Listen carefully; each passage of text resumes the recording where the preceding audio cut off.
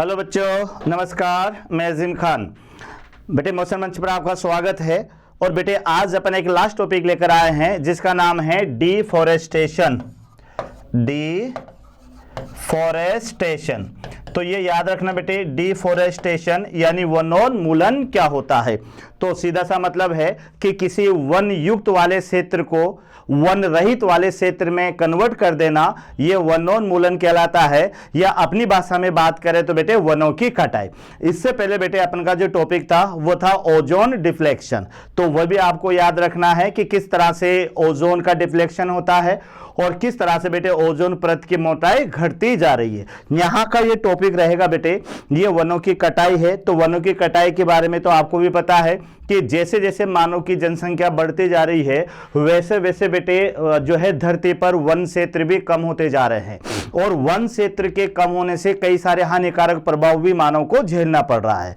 तो बेटे वनोन्मूलन का मतलब यही होता है कि मनुष्य के क्रियाकलापों के द्वारा वृक्षों को काटना, यह कहलाता है वनोन्मूलन। अब देखो बेटे, जैसे जैसे मानव की जनसंख्या बढ़ती जाएगी वैसे वैसे मानव को भोजन की आवश्यकता बढ़ती जाएगी। और जैसे जैसे मानव के लिए भोजन की आवश्यकता बढ़ती जाएगी तो उसको खेती का जो दायरा है वो भी बढ़ाना पड़ेगा। और खेती का दायरा बढ़ाने के लिए या खेतों के लिए बेटे जो है जंगल को काटना पड़ता है। और जंगल को काट काट करके वहां पर खेती बनाई जाती है, खेत बनाए जाते हैं। तो इस कारण से बेटे जो है वन कम होते जा रहे हैं। दूसरा बेटे, मानव के लाभदायक के लिए लकड़ी, फर्नीचर वगैरह बनाने के लिए, ईंधन के लिए, मकान बनाने के लिए भी बेटे लकड़ी चाहिए। तो लकड़ी की आवश्यकता के लिए भी वनों को काटा जा रहा है। अब बेटे जितना ज्यादा वनों को काटा जाएगा वैसे वैसे क्या होगा, यहां पर ग्लोबल वार्मिंग का खतरा बढ़ जाएगा। क्योंकि जो वन होते हैं, जो पौधे होते हैं, ये वायुमंडलीय अशुद्ध गैसों को शुद्ध गैसों में बदलते हैं बेटे। तो जैसे जैसे वनों की कमी होती जाएगी CO2 की मात्रा बढ़ती जाएगी। क्योंकि याद देना बेटे आपको, पौधे क्या करते हैं, प्रकाश संश्लेषण क्रिया करते हैं और प्रकाश संश्लेषण के माध्यम से CO2 का उपयोग करते हैं। जैसे जैसे CO2 का ये उपयोग करते हैं तो CO2 का संतुलन बना रहता है। लेकिन बेटे वन कम होने के कारण, धरती पर पेड़ कम होने के कारण जो है प्रकाश संश्लेषण भी कम होने लगेगा। और प्रकाश संश्लेषण कम होने के कारण बेटे CO2 का उपयोग कम होगा तो भी CO2 की मात्रा बढ़ती जाएगी। और आपको याद है ना कि जो है सबसे ज्यादा मुख्य जो गैस है ग्रीन हाउस गैस, वो कौन सी है, CO2 है। तो CO2 की मात्रा बढ़ने के कारण बेटे ग्रीन हाउस इफेक्ट पड़ेगा। और ग्रीन हाउस इफेक्ट के कारण ग्लोबल वार्मिंग का खतरा बढ़ेगा और इस कारण से धरती का तापमान भी बढ़ जाएगा। तो बेटे वनों को काटना एक अच्छी क्रिया नहीं है। यहां काटो लेकिन उसी मात्रा में वृक्ष लगाना भी चाहिए बेटे। क्योंकि इसका पता तो आपको भी कोरोना काल में लग गया होगा कि एक ऑक्सीजन का सिलेंडर जो है बेटे वो कितने पैसों में आता है। और एक जो पेड़ होता है ना वो कई ऑक्सीजन के सिलेंडर रोज रिलीज करता है, ध्यान रखिएगा। तो इनकी महत्वता बेटे अपन तभी समझते हैं जब अपन को इनका उपयोग होता है। तो ये याद रखिएगा। इसमें अपन को यही देखना है कौन कौन से रीजन होंगे जिसकी वजह से वनोन्मूलन होगा और फिर बेटे इसे बचाया कैसे जाएगा। जैसे आपको जोधपुर की घटना तो याद होगी बेटे कि वहां पर विश्नोई समाज ने जो है राजा के आदेश के बावजूद बेटे खेजड़ी जो पेड़ था उसको काटने नहीं दिया था, चाहे वो चिपक गए थे और राजा ने उनको उनके साथ ही कटवा दिया था। ऐसे गढ़वाल क्षेत्र का चिपको आंदोलन भी आपको याद होगा बेटे कि बहुत सुंदरलाल बहुगुणा जो है वह भी बेटे पेड़ों के चिपक गए थे और जो है क्या कहते हैं पेड़ों को काटने नहीं दिया था। तो अमृता देवी के द्वारा चलाया गया अभियान और बेटे जो है क्या कहते हैं सुंदरलाल बहुगुणा के द्वारा चलाया गया चिपको आंदोलन, यह भी वृक्ष उन्मूलन को रोकने का एक प्रयास था बेटे। वो सारी चीजों को अपन को आज इस टॉपिक के अंदर डिस्कस करना है। तो यहां आप देखिएगा बेटे कि वन प्रदेश में का वन रहित क्षेत्र में रूपांतरण करना, ये इसकी डेफिनेशन है। यानी वन प्रदेश का यानी ऐसा क्षेत्र बेटे जिसको आप वन क्षेत्र भी कह सकते हो, यानी वन क्षेत्र। तो वन क्षेत्र का वन रहित क्षेत्र में रूपांतरित कर देना, ये वनोन्मूलन यानी डिफॉरेस्टेशन कहलाता है। ये तो डेफिनेशन है बेटे कि किसी वन क्षेत्र को वन रहित क्षेत्र में कन्वर्ट कर देना या फिर वनों की कटाई करना, यह कहलाता है डिफॉरेस्टेशन यानी जो है वनोन्मूलन कहलाता है। शीतोष्ण क्षेत्र यानी बेटे जो यहां पर टेम्परेट जोन है में केवल 1% वन नष्ट हुए हैं, जबकि जो उष्ण कटिबंधीय में लगभग 40% वन नष्ट हो गए हैं। यह है ट्रॉपिकल रेन फॉरेस्ट, जहां पर बेटे सबसे ज्यादा वन पाए जाते हैं, सबसे ज्यादा जैव विविधता पाई जाती है। तो तो इसके ऊपर जो एरिया आता है वो टेम्परेट जोन आता है बेटे। तो टेम्परेट जोन में तो ओनली 1% वन नष्ट हुए हैं, लेकिन जो बेटे यहां पर ये जो एरियाज होता है, यानी ये हमारी धरती है, तो इक्वेटर के आसपास का जो एरिया होता है बेटे, इसके आसपास का ये एरिया कहलाता है ट्रॉपिकल जोन, और इसके ऊपर का जो एरिया होता है बेटे यहां का, ये कहलाता है टेम्परेट जोन। तो ये जो एरिया है यहां पर, इस एरिया में लगभग 40% जो वन है ये नष्ट हो चुके हैं। तो याद रखना, शीतोष्ण क्षेत्र में केवल 1% वन नष्ट हुए बेटे, लेकिन जो उष्ण कटिबंधीय क्षेत्र है वहां पर 40% वन नष्ट हो गए हैं। आगे आप देखिएगा 20वीं शताब्दी के आरंभ में भारत में कुल क्षेत्रफल का लगभग 30% भाग बेटे क्या थे, जंगल थे। यानी 20वीं शताब्दी के आरंभ में, यानी बेटे 1910 1900 जो है 2000 तक भी, तो भारत की जो क्षेत्रफल था उसके 30% भूमि पर क्या थे, जंगल थे।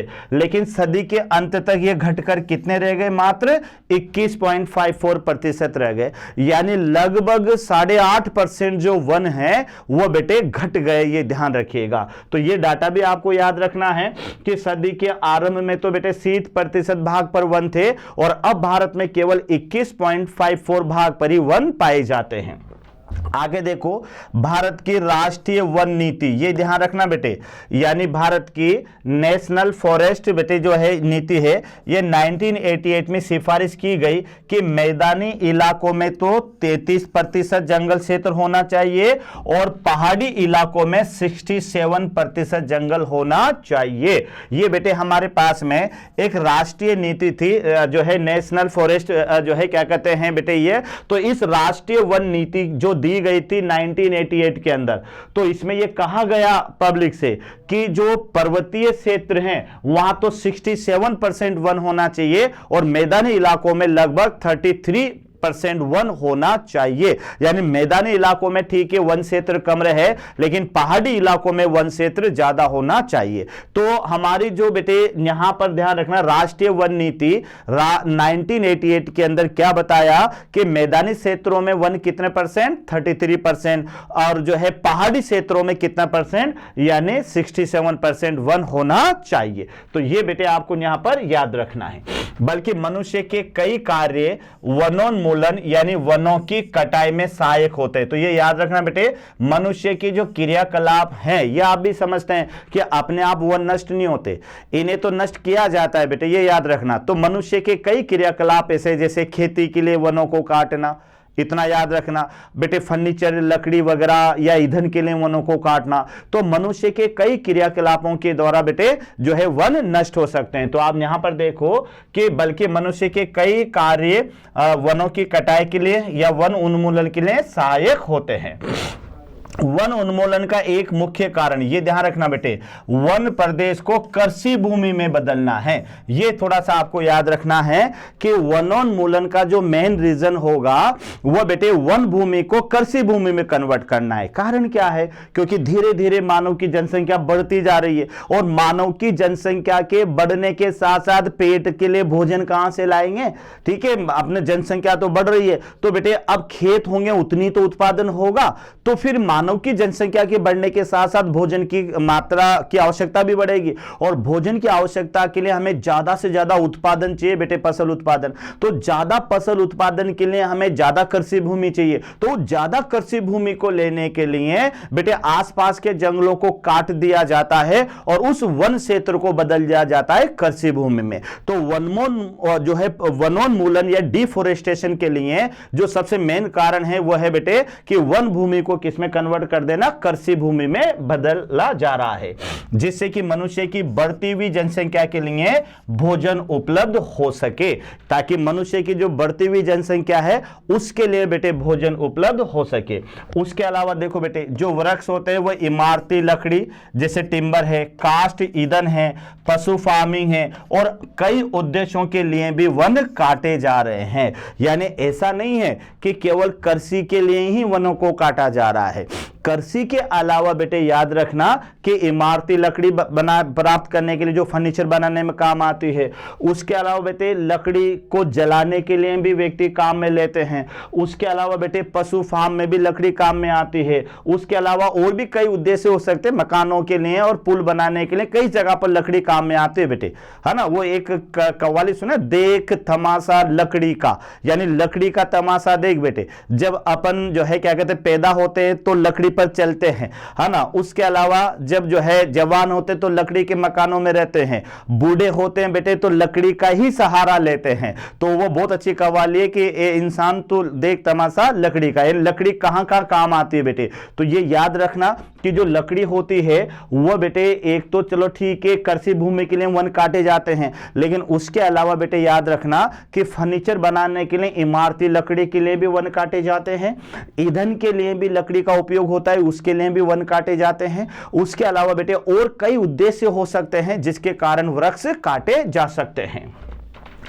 काटो और जलाओ कृषि, यानी इसको श्लेष और बर्न कृषि, जिसे आमतौर पर भारत के लिए उत्तर पूर्वी राज्यों में क्या कहा जाता है, झूम खेती कल्टीवेशन कहा जाता है, कारण भी वनोन्मूलन हो रहा है। अब इसको बेटे समझना, काटो और जलाओ कृषि, काटो और जलाओ कृषि। बेटे होता क्या है यहां पर कि ये एक ऐसी खेती है जो उत्तरी भारत के राज्यों में जो है ये की जाती है, जिसे झूम खेती भी कहते हैं। वर्ड याद कर लेना बेटे, यानी जिसे झूम खेती भी कहते हैं। इसमें क्या किया जाता है बेटे कि पहले वनों को काट दिया जाता है और काटने के साथ बेटे उस एरिया को जला दिया जाता है ताकि वहां पर वह खाद बदल जाए, राख बन जाए। फिर उस एरिया को छोड़ दिया जाता है, फिर अगले एरिया को फिर काटा जाता है, फिर वहां पर बेटे आग लगा दी जाती है। तो इसको काटो और जलाओ खेती कहा जाता है ताकि यहां की उर्वरता ज्यादा हो जाए और फिर जब इसमें खेती की जाएगी तो उसके अंदर बेटे फसल अच्छी होगी। तो पहले तो बेटे पौधों को या वन को काटा जाता है और काटने के साथ बची हुई घास फूस को जला दिया जाता है, फिर उस खेती को, उस जगह को खेती में कन्वर्ट कर दिया जाता है। तो इसको कहते हैं काटो और जलाओ खेती, और इसे बेटे झूम खेती भी कहा जाता है, यानी झूम खेती भी इसको कहा जाता है। काटो और जलाओ कृषि में बेटे क्या होगा कि कृषक जंगल के वृक्षों को काट देते हैं। देखना बेटे ध्यान से कि काटो और जलाओ, जिसे आप कौन सी खेती कहेंगे, झूम खेती। ये आ जाए ना कि झूम खेती क्या होती है, तो याद रखना बेटे काटो और जलाओ कृषि में जो किसान होता है पहले जंगल के वृक्षों को काट देता है और जो पादप अवशेष होते हैं और जो पादप अवशेष को वह जला देता है और राख का प्रयोग वह खाद के रूप में तथा भूमि की जो है उर्वरता बढ़ाने के लिए, वह खेती के लिए पशु चारागाह के रूप में कर लेता है। तो बेटे ये ध्यान रखना कि काटो और जलाओ खेती, तो एक बार फिर समझ लो, इसे झूम खेती भी कहा जाएगा। इसमें बेटे पहले किसान क्या करता है, वृक्ष को काटेगा और वृक्ष को काटने के बाद में जो पादप के अवशेष बचेंगे उसे वह जला देगा। उनको जलाने से जो बेटे राख वहां पर बनेगी वो वहां पर जो भूमि है उसको खेती के लिए काम में ले लेगा और वो राख फिर वहां पर उर्वरक का काम करेगी, एक फर्टिलाइजर का काम करेगी। फिर बेटे ये एरिया जब ज्यादा फसल नहीं होगी फिर वो अगले एरिया को ऐसे करेगा, फिर वहां पे वृक्ष काटेगा, फिर जलाएगा, फिर वहां पर खेती करेगा। इस तरह से ये धीरे धीरे कई सारे वनों को काट देता है। तो यहां आप देखो कि जो कृषि है वो काटो जलाओ में कृषक जंगल के वृक्षों को काट देता है और पादप अवशेष को जला देता है। राख का प्रयोग वह खाद के रूप में तथा उस भूमि का प्रयोग खेती के लिए या पशु चारागाह के लिए कर लेता है। यानी देखो ध्यान से कि जिस एरिया में इसने वृक्षों को काटा और जलाया तो उस जगह का प्रयोग ये खेती करने में या चारागाह में कर लेता है और जो जलाता है बेटे ये पादप अवशेष को वह राख यानी उर्वरक के रूप में काम में ले लेता है। तो इस खेती को कहते हैं झूम खेती। यानी पहले किसी एरिया में वृक्षों को काटा जाता है, फिर बेटे पादप अवशेषों को जलाया जाता है और जिस एरिया के वृक्षों को काटा और जलाया गया उस खेती का, उस जगह का उपयोग जो है किसान वो बेटे खेती करने में या पशु चारागाह में ले लेता है और साथ में जो जलाया उसने पादप अवशेषों को उसकी राख का प्रयोग वह उर्वरक के रूप में ले लेता है। इसे कहते हैं झूम खेती काटो और जलाओ खेती।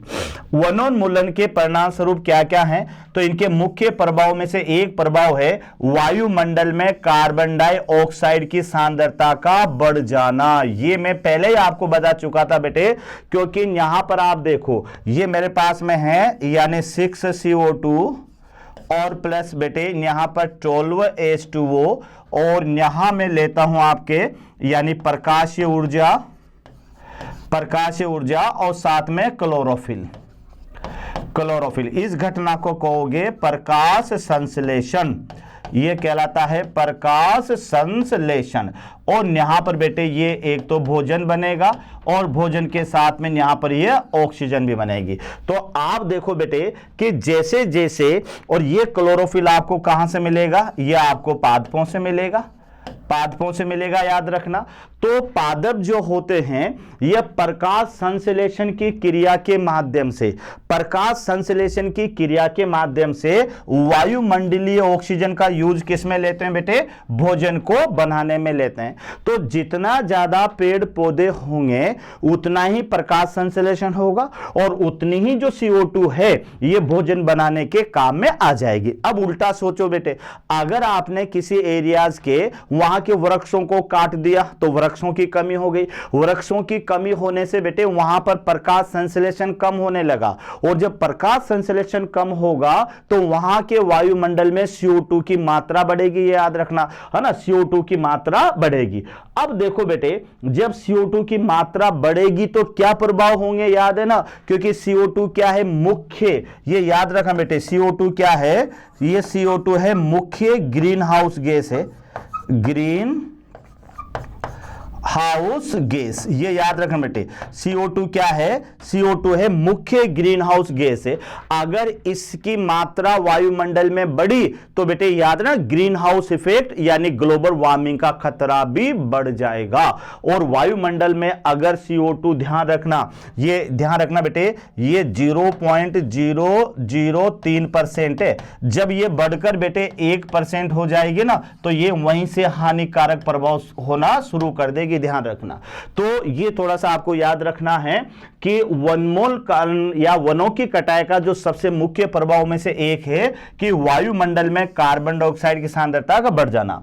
वनोन्मूलन कारण के कारण बेटे आवास नष्ट हो जाते हैं, जिससे जैव विविधता यानी बायोडायवर्सिटी में भी कमी आती है। यह भी साथ में देखना है कि बेटे जो जंगली जानवर होते हैं जिनका आवास जंगल होता है, अब बेटे वहां पर जितनी ज्यादा वनों की कटाई की जाएगी उनके आवास बिगड़ेंगे, और उनके आवास बिगड़ने से बेटे वो जो जानवर हैं वो किसी और आवास में चले जाएंगे या फिर मर जाएंगे, याद रखना, यानी बायोडायवर्सिटी में भी कमी आएगी। तो ये दो कारण सबसे मेन है बेटे वनों की कटाई के या डिफोरेस्टेशन के, कि एक तो वायुमंडल में CO2 की सांद्रता बढ़ेगी और दूसरा वनों की कटाई के कारण जंतुओं के प्राकृतिक आवास नष्ट होने से उस एरिया की जो बायोडायवर्सिटी है, जो जैव विविधता है, वह घट जाएगी।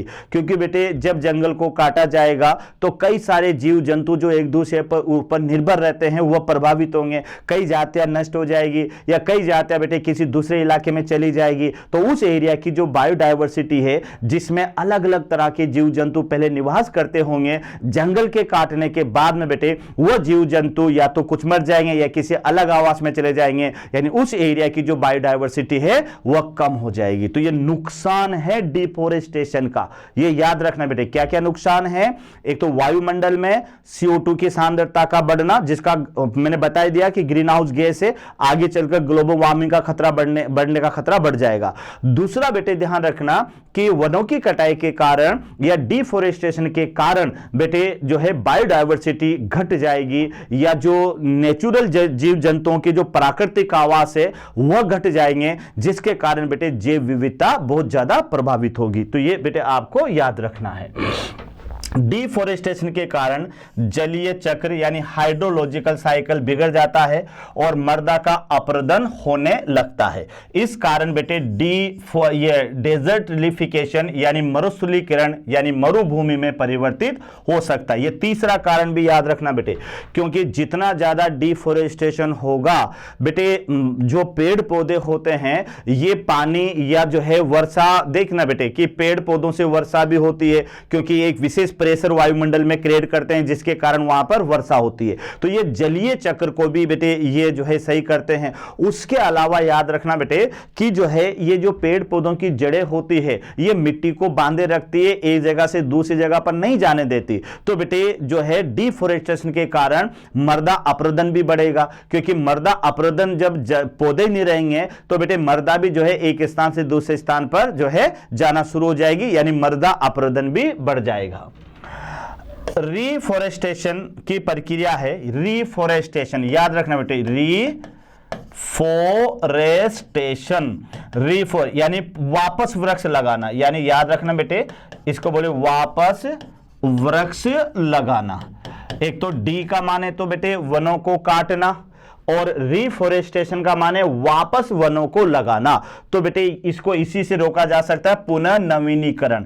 रिफॉरेस्टेशन वह प्रक्रिया है जिसमें वनों को फिर से लगाया जाता है जो पहले कभी मौजूद थे या बाद में उन्हें नष्ट कर दिया गया है, तो इसको बोलेंगे रिफॉरेस्टेशन। रिफॉरेस्टेशन तो याद रखना बेटे, रिफॉरेस्टेशन का मतलब कि जहां पर वनों को वापस लगाया जाए जहां वन पहले थे या नहीं थे, यानी ज्यादा से ज्यादा पेड़ पौधों को वापस लगाना, इसको कहते हैं रिफॉरेस्टेशन। यानी जहां पर पहले जंगल थे बेटे उन्हें काट दिया गया, लेकिन वापस वहां पर पेड़ पौधों को लगा देना और वापस वन के रूप में उसको विकसित कर देना, यह कहलाता है रिफॉरेस्टेशन। डिफॉरेस्टेशन का माने वृक्षों को काटना या वन क्षेत्र को वन रहित क्षेत्र में कन्वर्ट कर देना। और रिफॉरेस्टेशन में बेटे जहां पहले वन थे जिन्हें नष्ट कर दिया गया था, वहां पर वापस वनों को या फिर पेड़ों को लगाकर उसको वन क्षेत्र में बदल देना, यह कहलाता है रिफॉरेस्टेशन। वृक्ष रोपण इस कार्य में तेजी ला सकता है, क्योंकि बेटे ये ध्यान रखिएगा, वृक्ष रोपण मैं तो ये कहता हूं बच्चों कि जब भी आपका कोई बर्थडे आए तो बर्थडे आने पर बेटे कोई केक वेक मत काटो। उस केक के पैसों से बेटे 30-40 रुपए में एक पौधा आ जाता है, उस एक पौधे को अपने चुने हुए स्थान पर लगा दो। फिर अगला बर्थडे आए फिर किसी एक पौधे को अपने चुने हुए स्थान पर लगा दो। तो ये यकीन मानो बेटे कि वो जो पौधे आपके द्वारा लगाए जाएंगे वो इतने ज्यादा बेनिफिट वाले रहेंगे कि वो ऑक्सीजन देंगे पब्लिक को, है ना। तो वो बेनिफिट वाला भी है। तो जब भी आपका बर्थडे आए वो ये बर्थडे पे ये निश्चय कर लें कि मुझे एक वृक्ष लगा, लेकिन लगाना ही नहीं रहेगा बेटे, अगले बर्थडे तक आपको उसकी देखभाल भी करनी रहेगी, तब जाके वृक्ष लगेगा।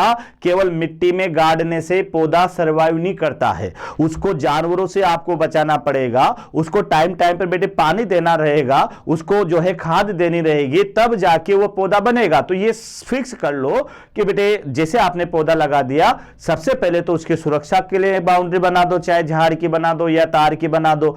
उसके बाद में बेटे फिर 8 दिन में या 2 दिन में 3 दिन में, जब भी आपका अगर घर के आसपास है तो कोई बात नहीं है, अगर दूर है तो बेटे 2-5 दिन में जाके उसको पानी देके आ जाना चाहिए। तो इस तरह से आप देखोगे कि आप अपने जिंदगी में कितने पेड़ लगा दोगे या आपको पता भी नहीं चलेगा, याद रखिएगा। और हो सकता है इन पेड़ों के इसमें ईश्वर आपकी उम्र को और बढ़ाता जाएगा यहां तक कि आप 100 साल के ऊपर हो जाओगे, तो बेटे आपको लगेगा कि जो है मैंने इतने पेड़ लगा दिए। तो ये थोड़ा ध्यान रखिएगा। तो वृक्षारोपण जो है बेटे रिफॉरेस्टेशन में तेजी ला सकता है, और ऐसा करते समय उस क्षेत्र में पहले से मौजूद जैव विविधता जो कोई उचित ध्यान रखा जाता है। और बेटे ये भी ध्यान रखना है कि जहां अपन पेड़ लगाएं तो अपनी वजह से वहां पर कोई जीव जंतु प्रभावित ना हो, यानी वहां की जैव विविधता को भी पूरा ध्यान रखा जाएगा। तो ये भी बेटे आपको थोड़ा सा ध्यान रखना है।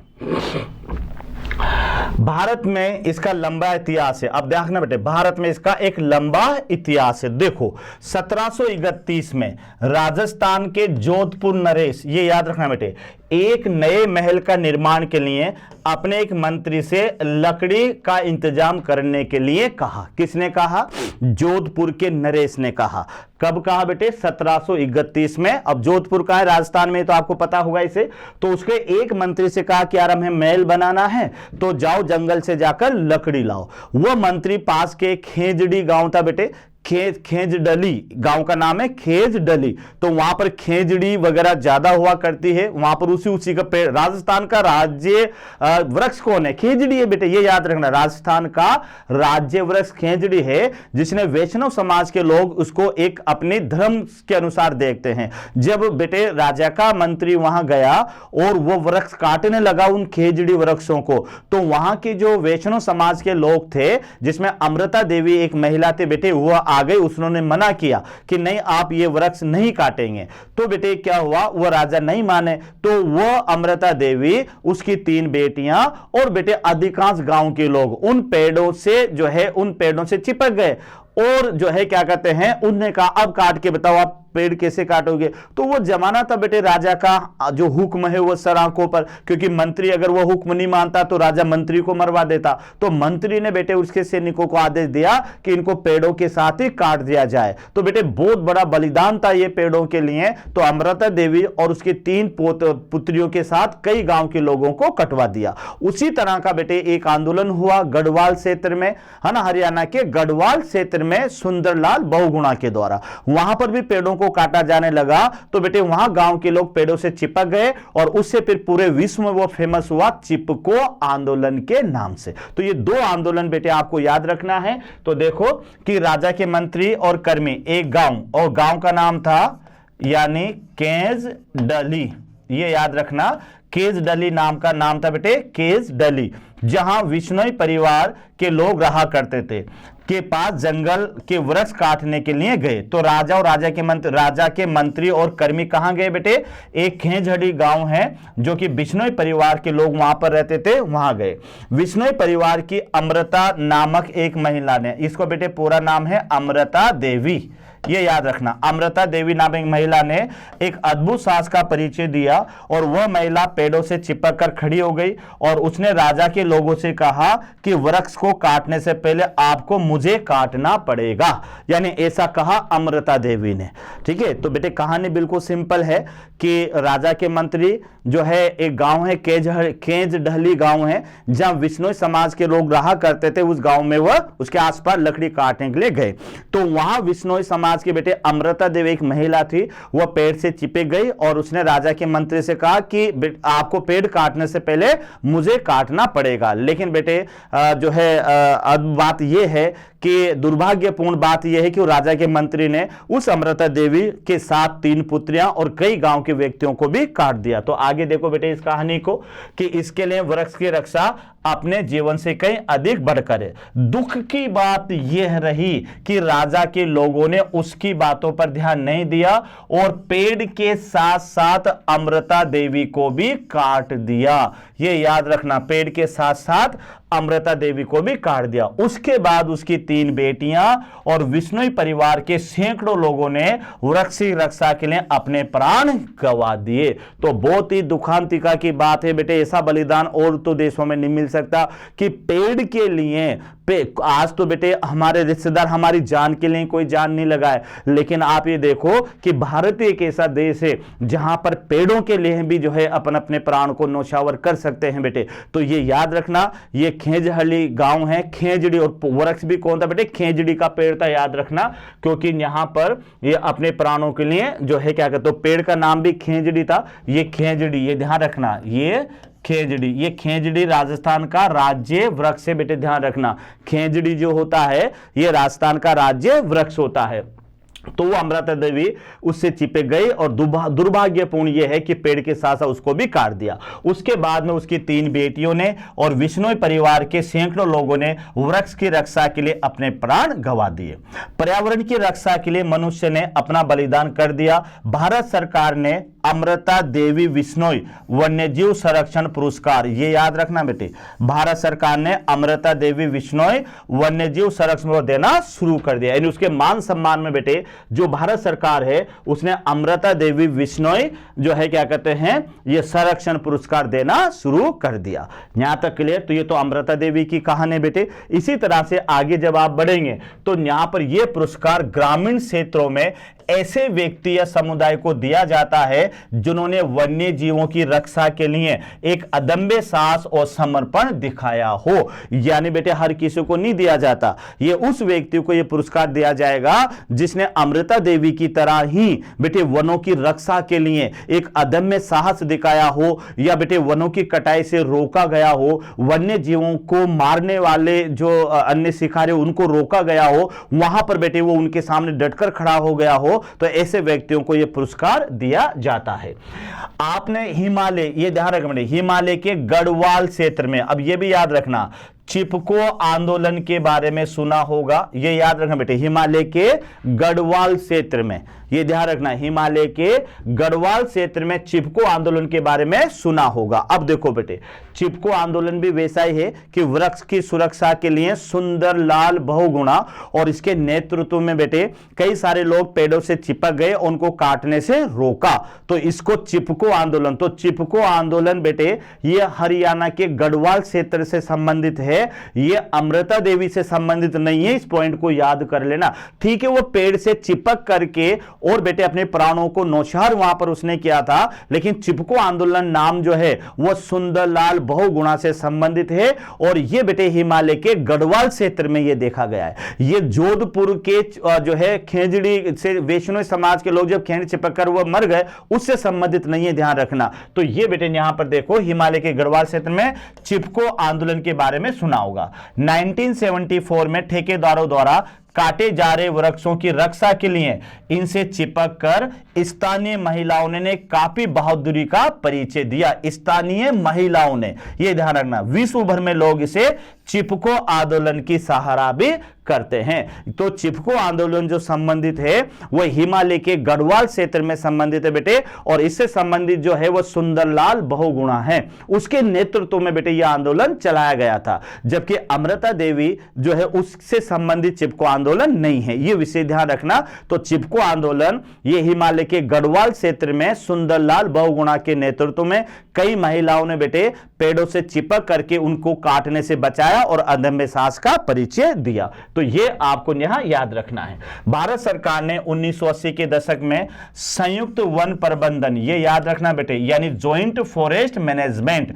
जिसको JFM लागू किया। ये बहुत इंपॉर्टेंट है बेटे, 1980 में, यानी संयुक्त वन प्रबंधन, संयुक्त यानी जॉइंट फॉरेस्ट मैनेजमेंट लागू किया, जिसमें स्थानीय समुदायों के साथ मिलकर काफी अच्छी तरह से वनों की रक्षा और प्रबंधन का कार्य किया गया। तो ये क्वेश्चन आ सकता है बेटे कि ये JFM क्या है, तो जॉइंट फॉरेस्ट मैनेजमेंट यानी संयुक्त वन प्रबंधन, जो कब दिया, 1980 के अंदर ये प्रबंधन बनाया गया, जिसका लक्ष्य ये है कि वनों की रक्षा के लिए वहां के स्थानीय जो समुदाय उनके साथ मिलकर वनों की रक्षा की जाए और उनका प्रबंधन किया जाए।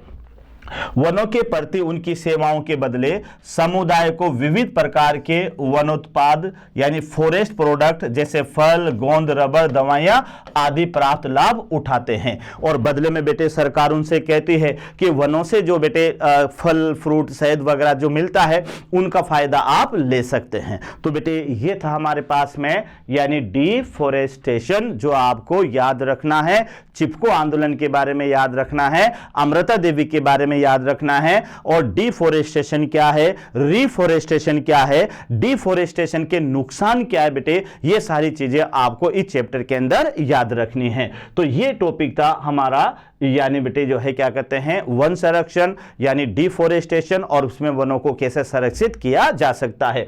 1980 के दशक में बेटे ध्यान रखना, यह संयुक्त वन प्रबंधन जो है ये आया, कानून आया, और इस कानून के दौरान स्थानीय समुदायों को के साथ में बेटे जो है क्या कहते हैं चर्चा करके और किस तरह से वनों को बचाया जा सकता है, उनका प्रबंधन किया जा सकता है, यह वहां पर स्थापित किया गया। तो ये यहां पर टॉपिक था बेटे हमारा, यानी डिफॉरेस्टेशन स्टेशन वनोन्मूलन। तो ये था बेटे हमारे पास में आज का एक लास्ट टॉपिक, और इसी के साथ में हमारे 12th का पूरा सिलेबस कंप्लीट होता है। तो बेटे आपसे यही उम्मीद है कि आप इसको ध्यान से पढ़े, अच्छी तरह से पढ़े, और बेटे कोई भी कंफ्यूजन हो तो उसको बार बार में लिख लिख के याद करें, और बेटे इस तरह से पढ़े कि आप नीट की तैयारी ही कर रहे हैं, ताकि आपको ये सारे के सारे टॉपिक वहां पर भी आएगा। और ज्यादा क्वेश्चन आते बेटे ये लास्ट वाले टॉपिकों से, तो इनको एक ही चीज को अच्छी तरह से पढ़े और बेटे समझ कर पढ़े। इसी के साथ में बहुत बहुत धन्यवाद। ओके बेटे, thank you very much, best of luck. आशा करता हूं हमारे टॉप एजुकेटर का यह लेक्चर आपको पसंद